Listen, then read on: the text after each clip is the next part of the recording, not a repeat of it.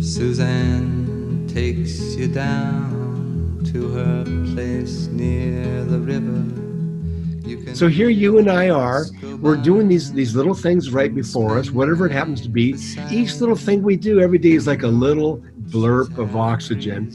But the moment is coming when there's going to be this massive shift, and then love is going to take hold, and it's going to be at the center of our activities. That was Brian Swimme, our guest for today's podcast. And you want to travel with her, and you want to travel blind, and you know that she will trust you. Hello, I'm Suzanne Taylor. Welcome to my podcast, Searching for Unity in Everything. How can we turn the world around? Can we turn the world around? Everything I've done has been in that pursuit, buoyed up by that famous quote by Margaret Mead, "Never doubt that a small group of thoughtful, committed citizens can change the world. Indeed, it's the only thing that ever has." My guest today is Brian Swimme.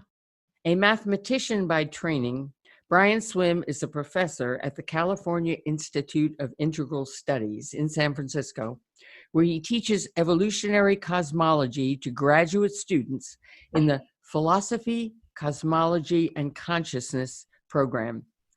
He founded the Center for the Story of the Universe in 1989, and I quote, "to expand our collective consciousness and redirect the current self-destructive trajectory of society towards a vibrant community that transcends individual, human, and geopolitical boundaries." A mouthful. Among other DVD series he's produced and books he's authored and co-authored, I highly recommend listening to his 12-part DVD series, Canticle to the Cosmos.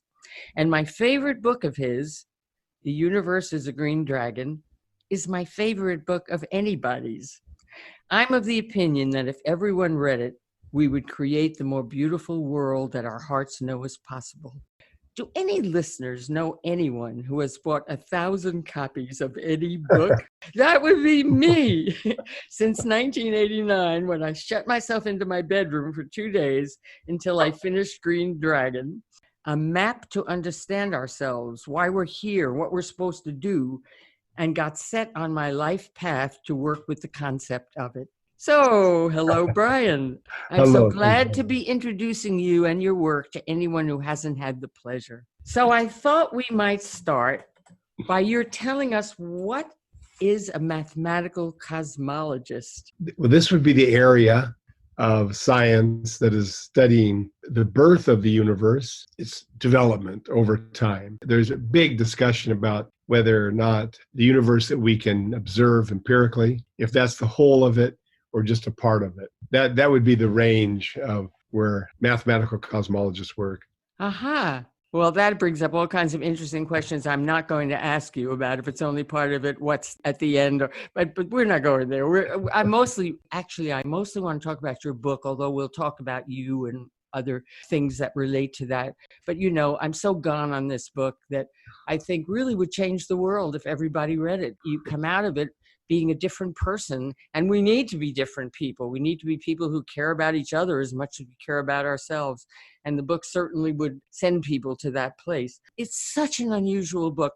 I know you're a physicist also, and you'd think it's a science book because you're not reading hard science, you're reading mysticism, you're reading what science translates to in metaphors. How did you manage to write a book that is so unusual? Did you have it all in mind? Did you outline it? Or did you just sit down, start typing, and a book came out? If only. Well, it has that feel. Although it's very, very carefully organized, it has the feel that one thing evolves from another thing, I can tell you exactly how it happened. I had discovered the work of Thomas Berry.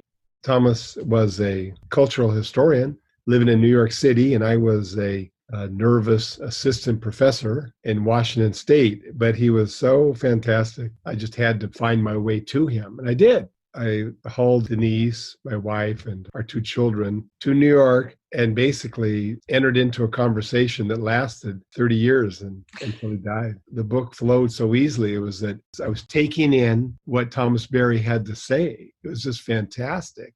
And then I was processing it through what I knew about the universe from studying it scientifically. It was just, the most thrilling dialogue of my life. I was worried about what he would think of the book because, his language is very scholarly and it was beautiful. And I'm more, I don't know what to call myself. I mean, the best you can say is that I'm more poetic. And so I was worried that maybe he would, be a little bit disappointed that it was kind of a come down from his high level. But he loved it. He loved the book. And then I remember when about a year later, I was talking to him and I was telling him I was working on my second book. And he just started laughing. He said, just forget it. There's nothing more to say. You're done. And I thought it was hilarious. So. Well, I love that. I actually know that story. And I understand why he would say that. It's like that is the definitive book, Brian, except I know you're working on another one now. So, and not to mention you've put out some others that are more scholarly and more academic, you might say. Yeah. But also imaginative. But here you are now, you're all by yourself, not doing scholarly and academic, I don't think. You're working on another book. Yeah. What is there to say after the universe is a green dragon? It's kind of interesting. So like you mentioned, after Universe of the Green Dragon, I kept at it. I was trying so hard to tell people the story of the universe. And I did that, for over 30 years. But then a question appeared in my mind, which still kind of makes me laugh. I asked myself this question: how has my mind changed during the 30 years of learning this story? I mean, I was a little kid. I ran around, I picked, cherries and blackberries. I was just a fun little kid with freckles, right? And I was raised inside of a traditional Catholic home, and I was a West Coast American and a Democrat. This story blew up all of that. I want to catalog and tell how my mind changed. I think actually anyone who studies the story has his or her mind blown. It's just so amazing. And I think probably the changes we go through are what are required for us to get out of this horrendous situation we're in. I really mean that. I think the transformation of consciousness, it can happen a lot of different ways, right? Some people go into a Zen temple. Other people take psychedelics. Other people become nature lovers. There's a million ways, but one of them is to take in the fact of the evolving universe. So that's what I'm working on, Suzanne. Yeah, I get where the psychedelics would be the same thing. It's that you see the bigger picture. Yeah. And it's so different.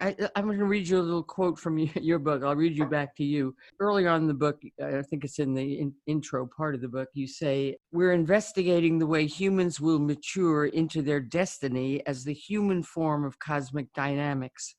The switch out of an attitude where the human is the center of everything, and here we are, this greedy universe, it's all ours, it's here to use, The switch out of an attitude where the human is the center of everything to a biocentric and cosmocentric orientation, where the universe and the earth are the fundamental reference. That's the radical transformation that we're presently involved with.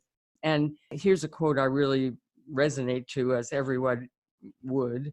Our scientific enterprise effectively decoupled itself. This is what we're in now, when science came along, effectively decoupled itself from our humanistic spiritual traditions, and you call it the most terrifying pathology in the history of humanity. Well, that's pretty extreme language, but... Well, ain't it the truth? Yeah, it turns out to be the truth. A horrible, horrible truth. Really? Yeah, and it's very simplistic in a way. I mean, we're not of the earth. We're not, beautiful natural creatures. We're using the earth. It's ours to, to hurt, It's so really kind of a simple little, and yet the most profound. That's what Thomas Berry would say. The last two things you said, the way he would characterize the mistake is that he would say we have a use attitude toward everything. We just think it's there for us to use. He said, the wisdom I have to offer is really simple. It's just like you said. It's just, It's so simple and so obvious. That gives me confidence that we're going to figure out how to do it because it's not that complicated.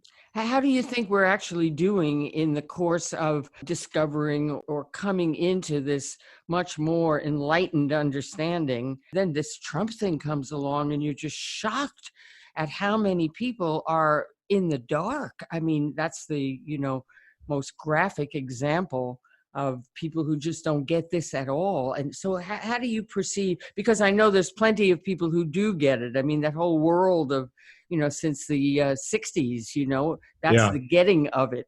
Yeah. When Obama was elected, hate crimes rose. They really jumped. And I think in a sense, a lot of the people that ended up committing these crimes, horrible as they are, they wouldn't regard themselves as racist. Their own self-concept, for the most part, many of them, they wouldn't even think of themselves as racist, but these forces are powerfully present in our subconscious mind. So I think that what has to happen and what is happening is that the deep assumption of Western civilization and modern industrial society are being forced to the surface and we can see them. And so now we can take conscious action and not pretend we're just fine. We're fine. Here's an example. I mentioned the hate crime, but here's another example. It's the same thing. The trash, the plastic trash that has surfaced in the Pacific Ocean is now as big as Russia. So we're looking at our psyches express themselves in this giant, giant trash heap. You see, I just feel like that's a necessary part of the transformation we're in. I also see that this political nightmare right now, in a way, is useful because it brings us to the point where we can't rationalize anymore. We can't make do, so to speak, and think everything's fine. We're seeing how unfine it is, and we've got to deal. And because we really do have to deal, that the capitalism endless growth cannot be serviceable. Things will not work this way. And so in a way, I guess you could say it's a bit of a gift. And it's horrible to even say that since, some of these things are so horrendous. But in a way, it's helping us to change the way we are. Do you have any ideas about moving that along, pushing it along? I have one insight. For what it's worth, we can be just destroyed by the way things are going. And we can end up catatonic and of no help to anybody. But I think it does help to see how the universe operates. I mean, this is a very strange situation. A couple examples. Our current understanding is that early in the universe, there was a huge ocean of elementary particles. For every proton, there was an antiproton. Because the energy in the early universe was so high, all of these particle pairs were brought forth. But when a proton interacts with an antiproton, they disappear into light. So there's a strange asymmetry at the beginning of the universe. It can be stated this way. For every billion plus one protons, the universe had a billion antiprotons. So there was this giant era of annihilation. So a billion plus one protons meet with a billion antiprotons and leave one proton. I mean, it's one of the, okay, fine. The fact that it happened is amazing. But what I try to get across is this. The matter in the universe that we see is only a billionth of the original matter. It's only a billionth. And so this universe, for some reasons that are bizarre, this universe created all of this matter and then destroyed it. And there was a tiny little bit left. Now, here's the weird thing. The same thing happens with life. So here we are, it's 2019, and we have, maybe 30 million species. Maybe we don't even know exactly how many we have. But we still have a lot of species, even though they're going extinct. The species on the planet today represent less than 1% of the species that have come forth from the beginning of life on Earth. You see, so this is the way the universe operates. It creates all of these species, and then it demolishes them for a little tiny remnant to survive. And that's our planet today. So I just feel like we have to accept the fact that the universe is transforming now, and there's a lot of annihilation that for some reason seems necessary. And I try to cheer myself up and say, okay, I don't like thinking about the species going extinct and so forth. What needs to be annihilated? So that I ask myself, what aspects of my psychology need to be annihilated? What aspects of my lifestyle? You see what I mean? I try to take it on myself and try to realize that even though a lot of these things I'm going to throw out, like a consumer lifestyle, okay, I'm going to throw that. Even though I'm going to throw out a lot of things, what remains will be a highly creative remnant of myself. Well, that's a very sophisticated, hopeful sign, or hopeful analysis. If you see the way the whole master game works, or the, master process, and you say, oh, yeah, okay, well, that's what's going on still in its own way. And hey, it's okay at some level, rather than this dire thing about, how all dire, we're destroying everything, but of course we lose our energy to make a difference. But of course, Brian, the scary part of that, even when you say, oh, okay, I see, that's another way to see it all. Uh-oh, I hope human isn't part of what gets annihilated. Oh, dear. Oh, yeah, wouldn't that be a bummer? Oh, dear. Wouldn't that be a bummer? Yeah. Really? Yeah, Thomas Barrett, on that point, I think it's interesting. He himself couldn't imagine the human species ever going extinct. But actually, I would like to just raise up the idea that every species, goes extinct, but it has a gift to give to life. It has a gift. And so I think that, who are we, right? And we try to think of ourselves as being consumers or Americans or Christians or whatever. These are all partial. We're fundamentally cosmological beings. And if in this universe all species go extinct, by the way, the average mammalian species lasts 2.7 million years. Okay, so we have millions of years left. And the question is, what's the gift we're going to bring forth for life? In other words, very beautiful cosmologically, but a little scary. It's scary, but just think it's our own personal deaths. Those two are scary, right? But I just think a collective death is just another order of magnitude. Uh-oh. What you see, once again, it's like I'm trying to put the universe as primary and then the human as derivative. See, right now we live in a world where everything is about serving humans, but wow, what if we're in a process that's so magnificent? It requires this incredible human species to give birth to something essential. Well, actually, I do love the way you treat the idea of death in The Universe as a Green Dragon. It's one of the most beautiful chapters. It's the only time I've ever actually read a rationale that lets me at least come to some acceptance. And it's where you talk about if life went on forever, if we were eternal, we wouldn't do very much. We just hang out. But when you know that it's limited, it calls you to your best. It calls you to perform and act and fill that short time with magnificence. Yeah. And you write that very beautifully. I'm paraphrasing now or characterizing it, but read The Universe of Green Dragon and you'll come away with, oh, wow, this death ennobles my life. Okay. Not quite ready to accept it yet, but at least, it's something. No, I really mean it. It is something. Yeah. It is something to chew on and to go, oh, I see, So, Brian, were you always interested, as a child, what did you think you were going to be? Were you going to be a teacher always or a physicist? What were you going to be? What were you interested in when you were a kid? I'm embarrassed to say that I didn't think about the future a lot. I think it's important to, but I really didn't. I mean, what I did was I did respond to things. I just loved life and I was struck by the stars. And I just, I was fascinated by the stars, but I didn't stop and say, wow, I'm gonna be an astronomer. So I basically just pursued my deepest passions. And then I was in grad school at the University of Oregon. And my friends, they were all like doctors and lawyers and doing really, really well. And there weren't a lot of jobs for mathematicians. I was just struggling, and I was wondering, how did I get here? Why didn't I think about the future? And I mean, I remember the moment like it was yesterday.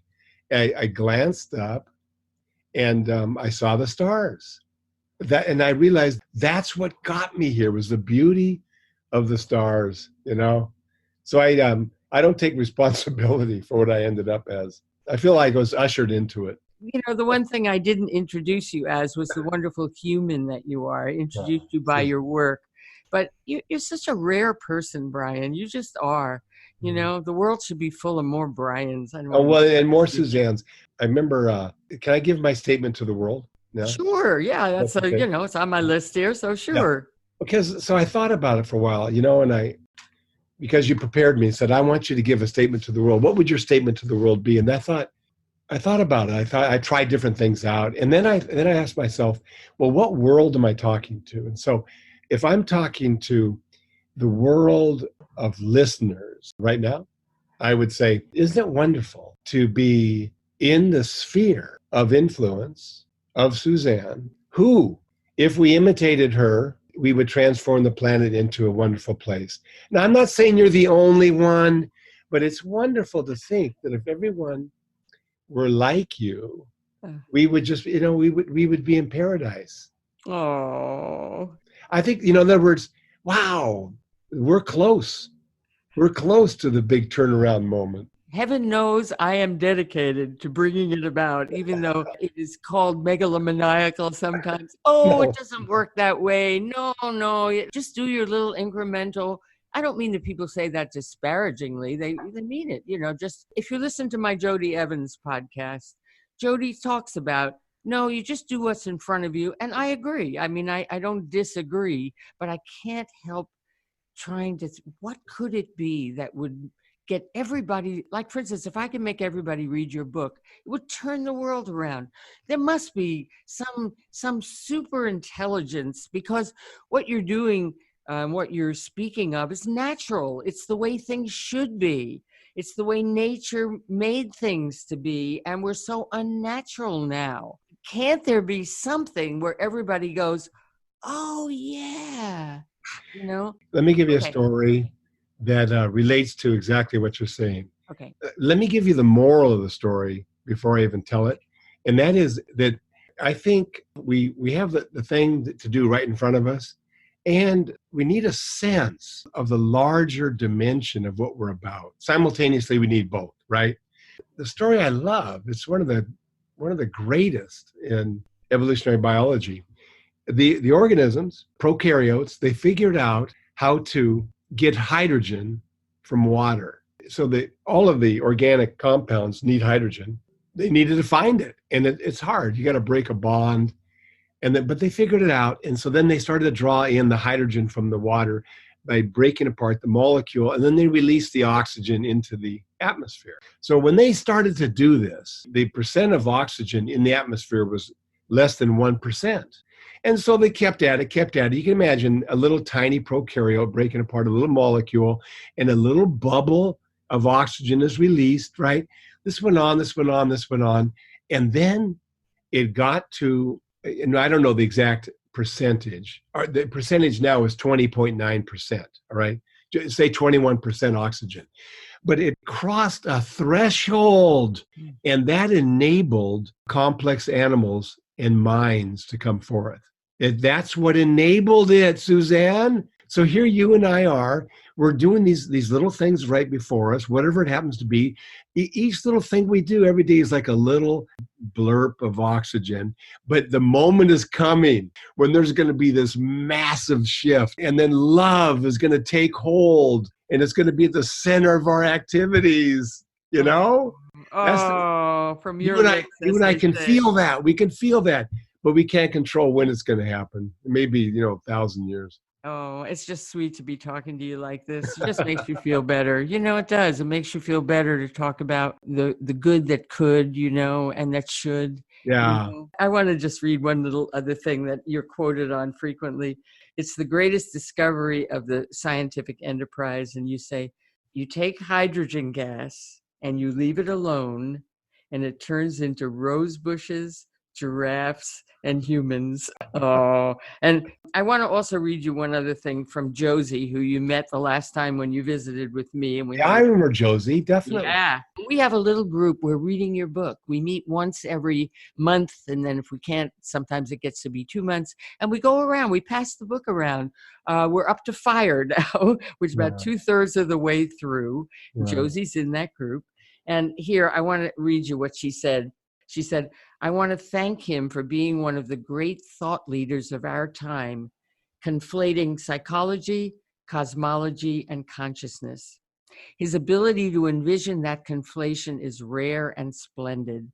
And then a question for you.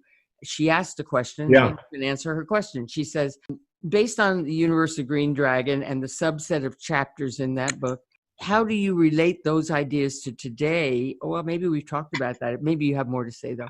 And the chaos and seemingly out of control tipping point that we seem to have passed. And then she says, and is there hope for long-term survival on Earth? Maybe we covered that. Do you have more to say about that?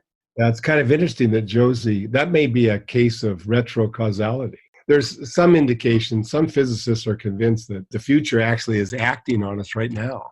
Well, yeah, being a crop circle girl, some of the stories that you try to see beyond the material world is maybe it's the future coming back. Who knows? It's so mysterious out there. Who knows what some of, all of it's all about. So is there anything lately that you've learned that is, added to your body of knowledge? I have a friend whose name is Ben Cassera, and he came to me and we had a conversation. You'd love him. He said, Brian, I really love Journey of the Universe. I really, really love it. But you end it without telling us anything about the future. You talk about the whole vast universe and all that's happened, but we need a vision of the future. And so that's what I'm working on now. One of the great visionaries is Pierre Teilhard de Chardin. His vision of the future was, he called it the noosphere. And again, it's very simple, but it's so compelling that we had a molten planet, and then it gave rise to the atmosphere, which gave rise to the hydrosphere, the oceans, which gave rise to the biosphere, life. And right now, we're in that moment when it's giving rise to the planetary mind, what he called the noosphere, the planetary mind. Isn't that great? That is great. I was going to think, I shy away from, what is the future? Because who knows the future, except that's right. That is the cusp that we're on. Yeah. Where this deeper understanding of the bigger picture really gels. We actually can say that about what's next. Look at our conversation right here, right? I mean, tomorrow, the next day, somebody in Afghanistan enters into our thinking, right? Mm-hmm. You know what I mean? And then in northern China, and it's amazing the way human thought is now envelops the planet. So that is my great passion, is to understand this and explore it. That sounds like you're dabbling in your mission, yes? Yeah, I would say the simple way of saying my mission is to say that I'm on a mission to teach humans that we are a 14 billion year creative process. That's what we are in a primary sense. I mean, we also are male, female, all the rest of it, but those are secondary. Every person, every animal, every rock, everything is a mode of a 14 billion year creative process. That's my mission. Yeah, to have people understand that. Yeah. Fingers crossed that your next book will be as good as The Universe's Green Dragon. No chance. No, come on. I'm trying as far as I can. Well, I have, good thoughts about that, because you write like nobody else does. And when you really tune in, this little group of mine, that we're just mind blown as we pass this book around and really relish it. We don't speed read it. And we chew on it. And everybody in this group is going, oh my goodness. Oh, look how he says that. Oh, yes, yes, yes. So may the next book be an even more compelling and popular work.